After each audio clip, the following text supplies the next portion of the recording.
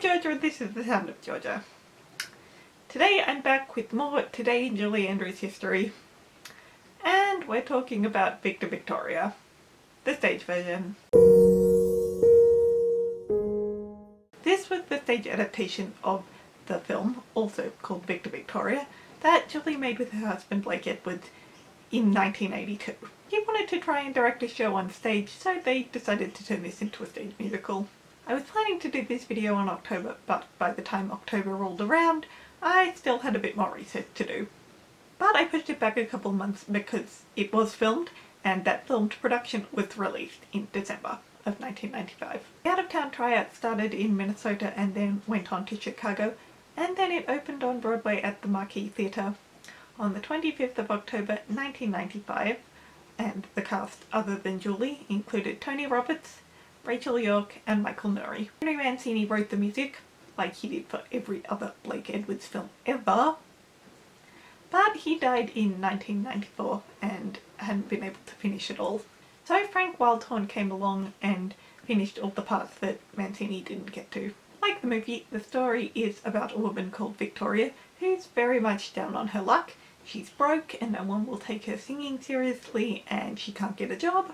But then one day she meets this man called Toddy, who allows her to come and stay the night in his house because she doesn't have anywhere else to go. And when she accidentally ends up convincing Toddy's old lover that she's a man, Toddy has a great idea that she could do this for a living. She could pretend to be a man and play the part of a female impersonator. And that works well enough until she starts to have feelings for the man staying in the hotel room next door. The idea of turning Victor Victoria into a musical had actually been floating around for a bit before 1995, with Robert Preston set to reprise his role as Toddy alongside Julie. He had died by 1995, but he had backed out saying that he didn't think it was going to be a success, and that it was just this huge ego trip for Blake, which is 100% true.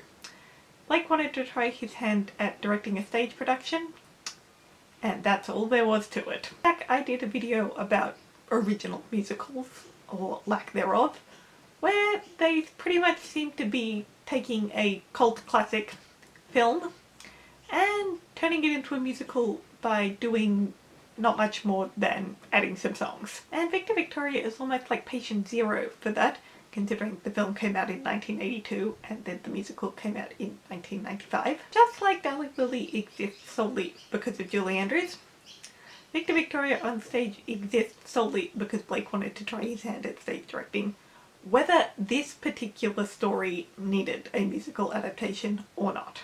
The original film is a musical, but a strictly diegetic one, just like Darling Lily, with Julie playing a performer who's playing a performer. All the songs are in-universe performances. But of course, with this being a stage musical, that is not the case. Certainly some of the songs are still diegetic. Those are mostly the ones that already existed, but most of the new ones aren't.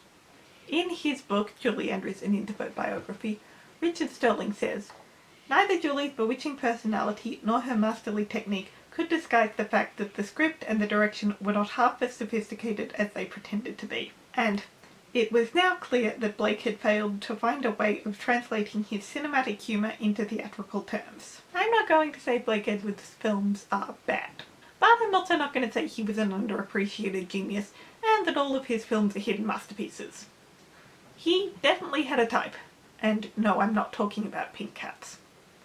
All of these have a very similar story, and they all star Julie.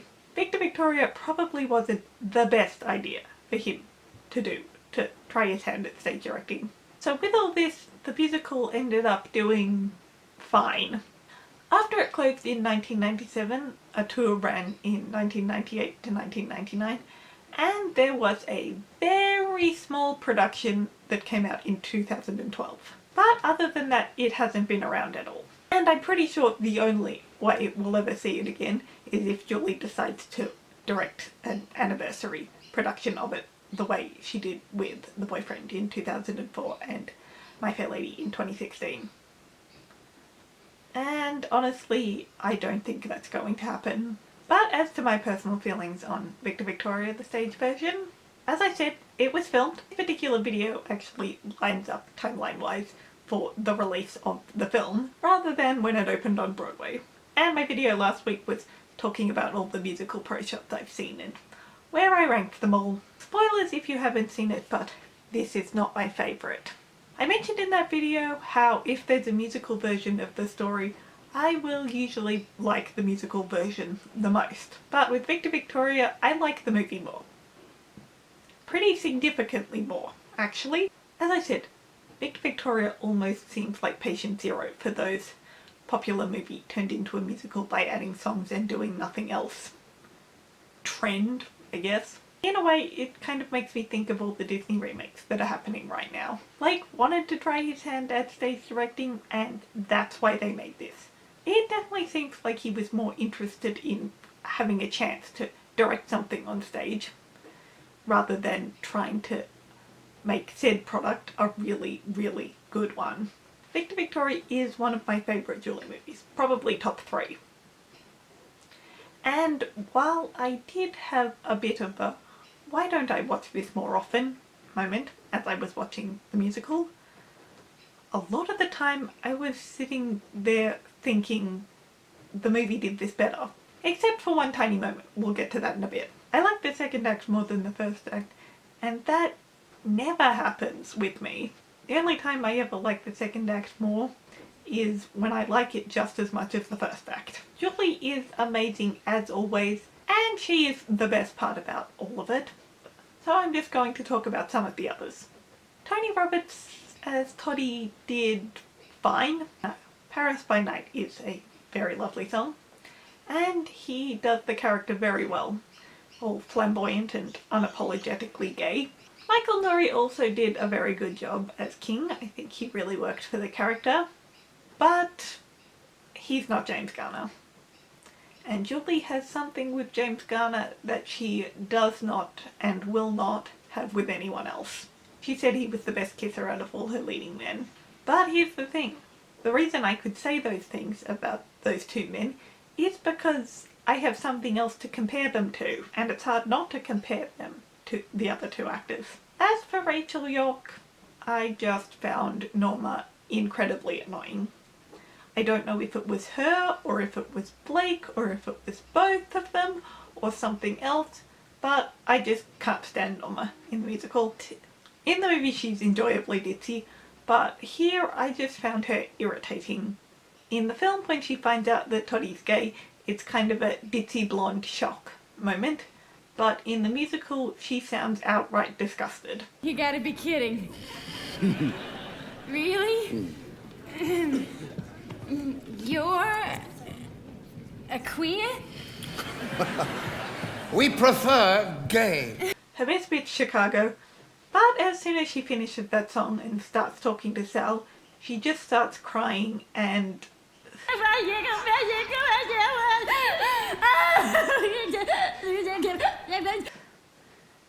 yeah, set with the 2 hotel rooms is very cool. And the scene where King's running all over the 2 of them trying to expose Victoria is a lot of fun, and there's actually a really cool moment in the film where the camera goes all shaky for a moment, which I really liked. There's one point in both the film and the show where there's a huge fight at Chez Louis and Victoria and King end up escaping together. This is the moment the musical does better, because it's at this point where King tells Victoria that he doesn't care if she's a man, and he kisses her. To which Victoria says, "I'm not a man." Now, in the film, he already knows she's a woman, because when he was breaking into her hotel room, he was successful in exposing her. They weren't, as far as I know, they weren't going to include that scene in the film. And I'm glad they stuck with that plan for the musical, because on stage he legitimately doesn't know, which makes it a bigger deal. I don't know why Blake chickened out in the movie. As for the songs, the ratio of diegetic songs to non-diegetic songs is almost 50-50, and I think that's very telling of the show overall. And honestly, most of the songs don't do that much for me. I really love Paris by Night. I definitely like it more than Gay Paris. King's Dilemma is very cool, and I really do love Almost a Love Song. it would be one of my favourite songs in both the show and the musical. But Living in the Shadows is just okay. If I were a man and, trust me, do nothing for me, and I don't like Paris Makes Me Horny. And why did they have to change Crazy World from an in-universe performance to a non-diegetic number? Why? It actually ended up getting replaced after Julie left.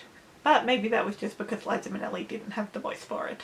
So that's all my thoughts, but I'm just going to end this by talking about two of the biggest things that surround this musical. Julie declining her Tony nomination and the tragic vocal surgery gone wrong that happened afterwards. Julie was the only member in the entire company to be nominated for a Tony. The only nomination the show got was for Best Actress, and she felt like the rest of the cast had been overlooked and didn't feel comfortable accepting the nomination. So after one show she came out and said she was declining the nomination. I will link the video down below. How much of it was because of Blake or because of her huge case of imposter syndrome, I don't know. But the truth was, Julie was really the only draw for the show. When she got sick and had to take a little time off, the capacity at the theatre dropped to 60%. So the simple act of Julie not being there caused the audience to plummet by 40%. One reviewer even said Edwards' half-Blaked musical drags down Andrews. Very punny, good sir. And it's easy, and we like to say that if she had accepted the nomination, she would have won the Tony and would be an EGOT. But I'm still not sure. I almost think sometimes it might have even been well, we have to nominate her. It's Julie Andrews. Especially since she was nominated for My Fair Lady and Camelot, but didn't win for either. If it had been anyone else, I doubt they would have got nominated at all. Now on to her tragic vocal surgery. This was not Victor Victoria's fault. She ended up doing the show for a lot longer than she originally thought. It was simply, this was the straw that broke the camel's back. She said on many occasions that she had had this problem since the 60s. That's just what happens when you sing the way she did. And after 40 years of it, it does become too much. So in 1997, she had a throat surgery, it was botched, and she lost her singing voice forever. But it was not Victor Victoria's fault that she needed to have the surgery. And that's all I've got to say, really. So, would I recommend it? Yes. Especially since you can watch it for free. Link in the down below. But I would recommend the film more. And that's everything for today, guys. I hope you enjoyed. I hope you all have a very Merry Christmas. Feel free to like and subscribe, and I'll see you in my video next week. So long, farewell!